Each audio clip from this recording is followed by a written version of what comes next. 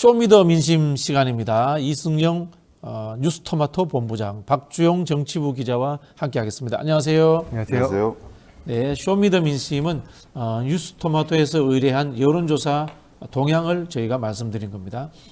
이번 조사는 지난 23일부터 24일까지 양일간 만 18세 이상 전국 성인 남녀 1,005명을 대상으로 실시했고요.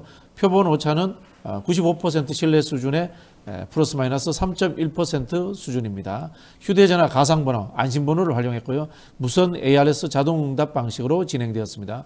응답률은 7.5%였습니다. 자, 총선이 2주 앞으로 다가왔는데요. 지금 지역구에서 어느 당 후보에게 투표할 것인가 물었을 때 결과가 어떻게 나왔습니까? 지역구 투표를 물었습니다. 더불어민주당이 50.4%로 1위고요. 국민의힘 35.3, 그리고 개혁신당이 4.5, 기타 다른 정당이 3.0, 새로운 미래가 2.4로 없다, 잘 모르겠다. 녹색정의당이 0.7% 나왔네요. 이게 우리가 생각하는 정당 지지율하고는 상당히 다르네요. 뭐가 다르죠? 정당 지지율은 정당 보통 지지도하고는 다르죠. 양당이 뭐 30, 4~5%에서 거의 그렇습니다. 비슷하게 나오잖아요. 네. 그럼 이제 이른바 이제 지역구에서는 전략적 투표 또는 몰빵이 나올 가능성이 높다 이런 뜻이네요. 네. 그렇습니다. 역시 양당의 힘이 실리는데 민주당은 지난주보다 4.5% 올랐어요.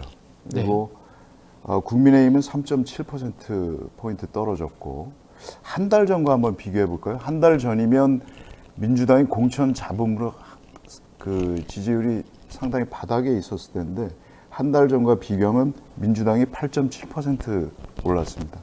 국민의힘은 한 달 전보다 7.9%포인트 떨어졌고요. 그러니까 추이는 계속 이제 민주당의 오름세로 봐야 될 것 같습니다. 2주 남았는데,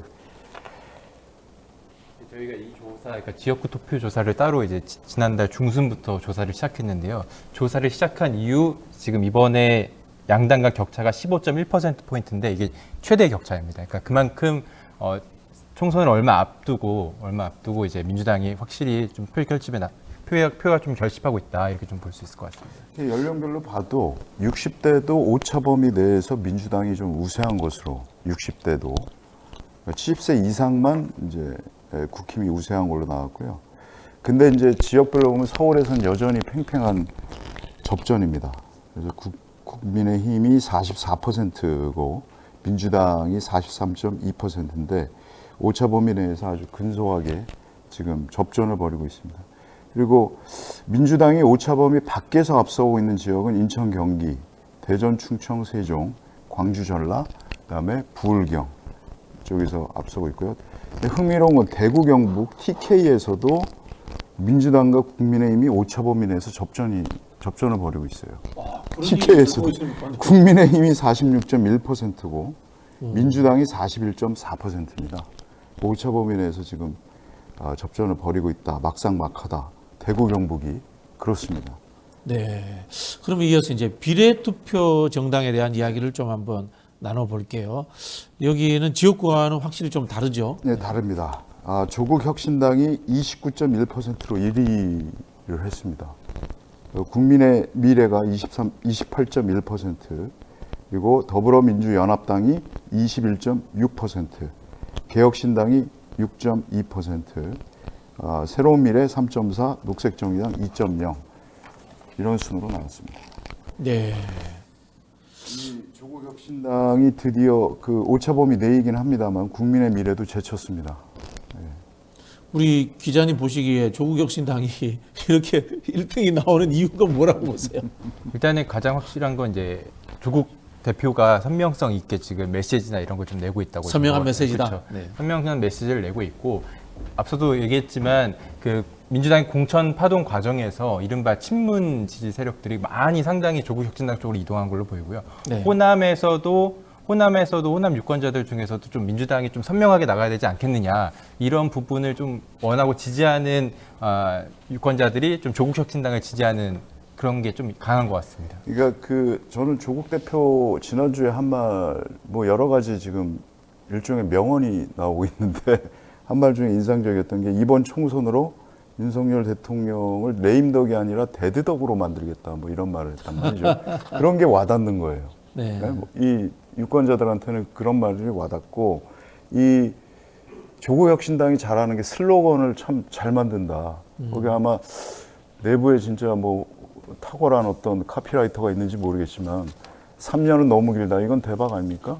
네. 뭐 그 외에도 뭐 많습니다. 뭐 좌파 우파가 아니라 대파 뭐 이런 말까지.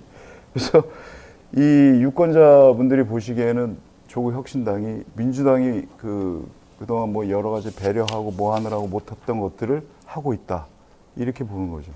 조국혁신당의 그 기능적인 뭐 실력이 탁월한 걸까요? 아니면은 절박함의 표현일까요? 어떻게 보면. 절박함도 있고, 네. 그동안 이제 조국 대표가 지난 몇 년 동안 계속해서 소위 말해서 탈탈 털리고 난 다음에 어떤 그런 절박함도 있을 것 같고, 예. 그 기능적인 면에서도 민주당의 어떤 못했던 것들을 한다라는 거, 요즘 뭐 한다 이런 게 다 유행 아닙니까? 국민의힘이 뭐 한다 합니다 뭐 이러는데 조국혁신당이 하는 것 같습니다. 이 추세는 우리 기자님 보시기에는 계속해서 이어질 것 같은가요? 저는 총선까지도 계속 이어질 걸로 보입니다. 아무래도 네. 그러니까 최근에 이재명 민주당 대표가 물방론, 그러니까 이른바 지역구도 민주당, 비례대표도 더불어민주연합 이런 전략으로 나오고 있지만 실적으로 유권자들이, 그러니까 진보 쪽 유권자들이 바라보기에는 조국혁신당도 결과적으로는 민주당에 나중에 국회에 의석 입성해도 민주당을 도울 거 아니냐 이런 인식이 강하거든요. 그러니까 아무리 봐도 그러니까 현재 29대, 그러니까 거의 30%에 달하는 지지율을 유지하고 있는데 그것보다는 약간 떨어질 가능성이 있겠지만 그래도 어느 정도의 의석수는 충분히 확보 가능하다. 그러니까 10석 이상 이 정도의 얘기들도 전문가들 사이에서 나오고 있거든요. 그 정도까지는 가지 않을까 싶습니다. 그에 반해서 좀 개혁신당은 사실 좀 상당히 조국혁신당이 등장한 이후로 상당히 좀 뒷전으로 좀 밀리는 형국인데 어제도 뭐 슬로건도 발표하고 했습니다만 슬로건도 역시 좀 임팩트가 없어 보이고 뭐죠 그게? 우리의 내일이 두렵지 않도록 당당하게 맞서겠다. 이게 슬로건인데 너무 길어요. 건전가요 가사가. 그렇죠. 건전가요. 네, 가사 같기도 하고 이준석 대표가 말도 잘하고 하는데 왜 이걸 슬로건으로 내세웠는지는 잘 모르겠습니다. 지금 댓글에는 소나무당 이야기가 계속 올라오는데 네. 소나무당은 여기서 빠졌나요? 아니면은 유의미한 이 수치를 기록하지 못했나요? 소나무당도 저희가 넣어서 돌려보도록 하겠습니다. 여론조사를. 예. 네, 알겠습니다.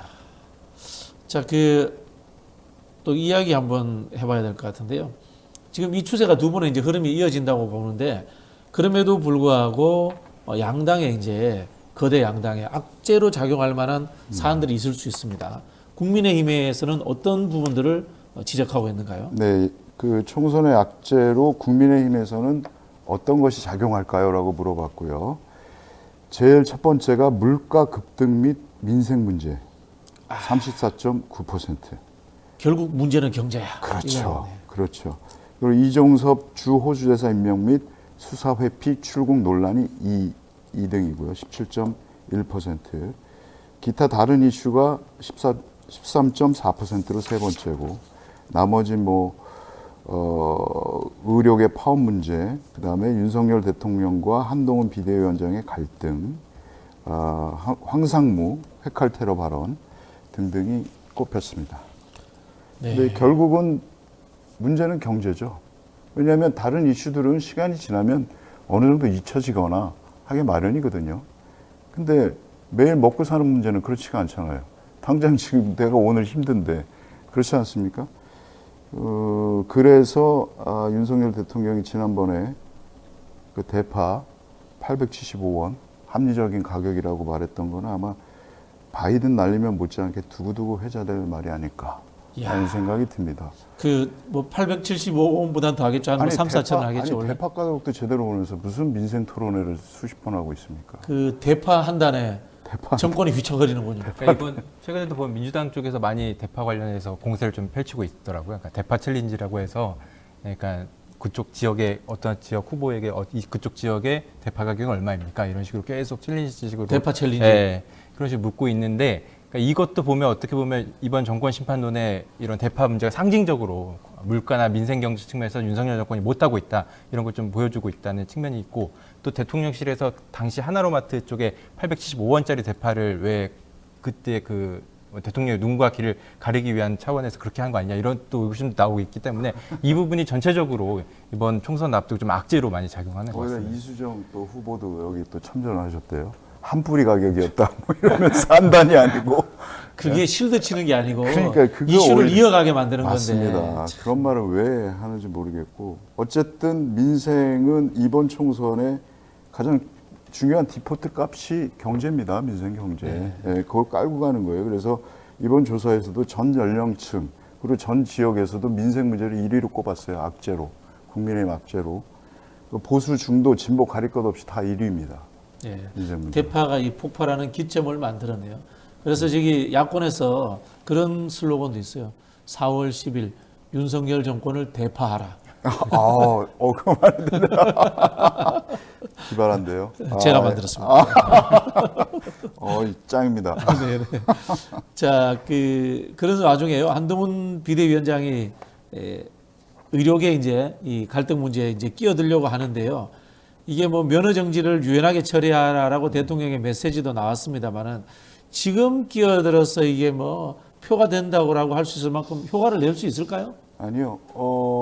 아까 그 전 코너에서도 그 두 분이 말씀을 하셨습니다만은 일단 국민들의 피로도가 높아지다 보니까 어쨌든 한동훈 위원장이 제안을 하고 뭐 윤석열 대통령이 이를 받는 모양새로 일종의 정치 쇼로 지금 다 보고 있는 거 아닙니까?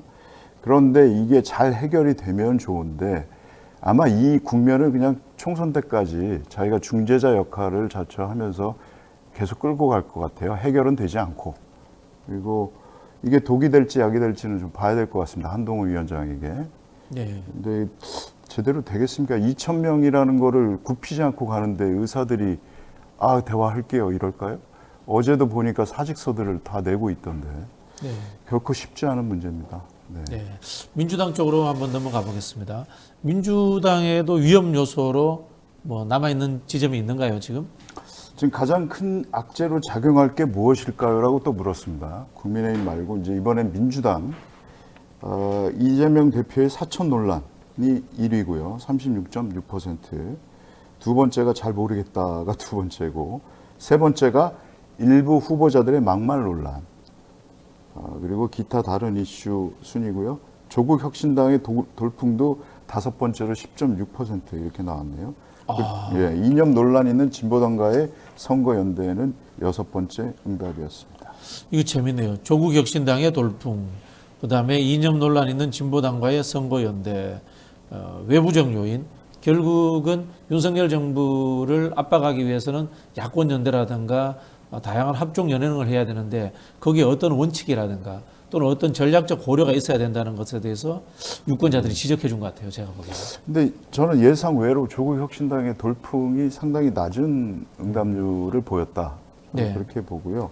이재명 대표의 사천 논란이 이제 첫 번째인데 재밌는 거는 이게 국민의힘 지지층에서 대답이 높아요.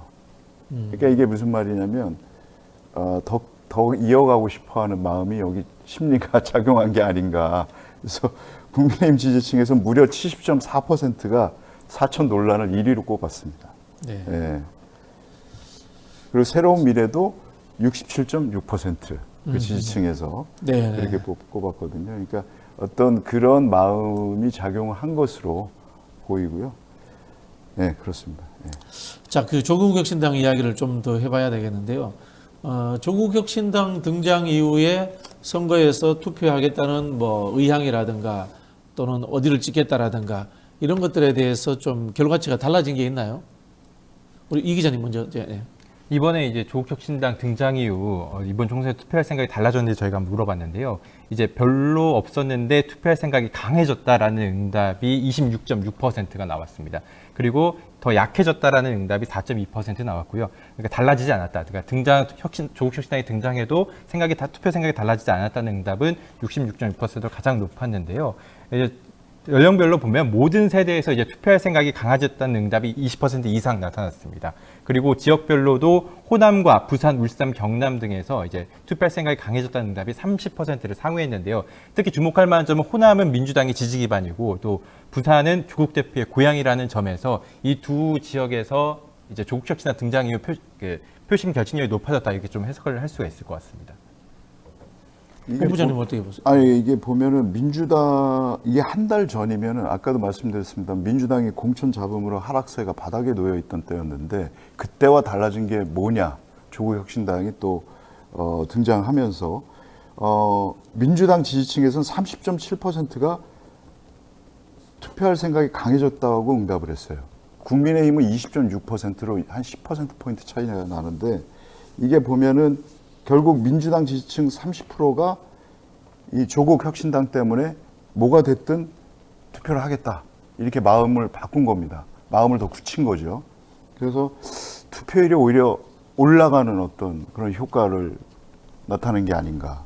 그리고 투표율이 높으면 전통적으로 진보 진영 지지율이 올라가지 않습니까? 그런 부분을 이번 조사가 좀 설명해 주고 있다. 저는 그렇게 보고요. 국민의힘 지지층은 72.9%가 한 달 전하고 달라진 게 없다라고 말했어요. 네. 그러니까 제일 많아요. 국민의힘 지지층이. 그만큼 견고하다는 것이었고 그런데 조국 혁신당이 등장하면서 민주당은 사실 좀 실망한 유권자들도 있었습니다만 그중에서 30%는 난 꼭 하겠다 이렇게 바뀐 거죠. 네.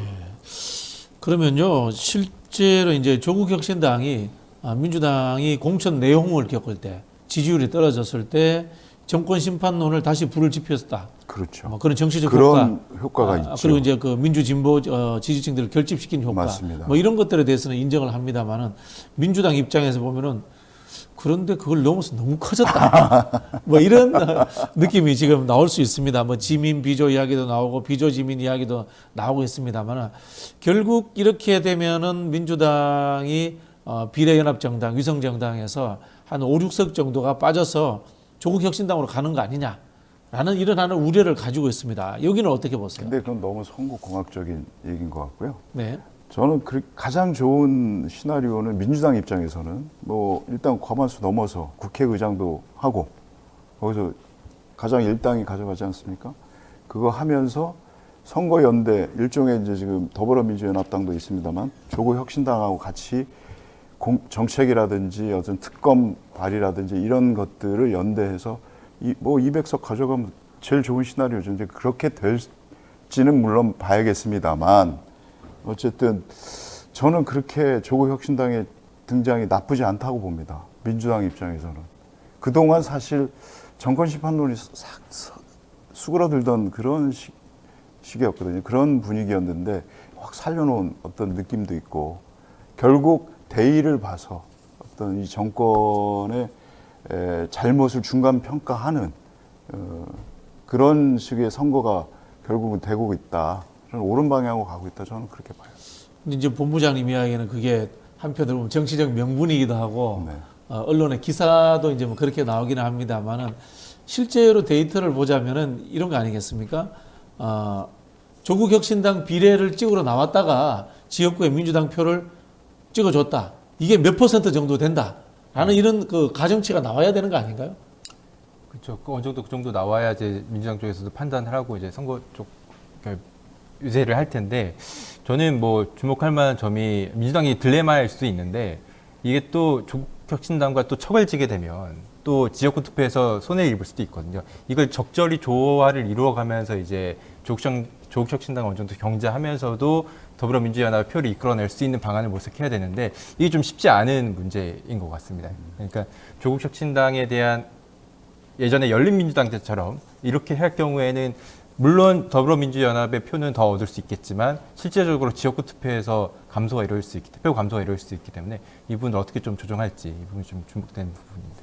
그래서 저는 여론조사 하시는 분들이 조국 혁신당 표의 실체 또는 그 표가 어디서 왔는지 좀 분석해 주셨으면 좋겠다는 생각이 들어요. 그러니까 민주당 지지층 혹은 범야권 세력의 어떤 지지층 그런 분들을 대상으로 할 수는 있죠. 여론조사를 해서 조국 혁신당의 그동안 민주당을 비례도 했는데 마음이 바뀌었냐, 네. 뭐라든지 그런 식으로 문항을 짜서 물어볼 수는 있죠. 근데 그것만 하면 이제 갈등 요소가 되니까 그보다는 제가 봤을 때는 네. 아, 문항 설계를 하나 주세요. 그럼 저기 이준석 당 네.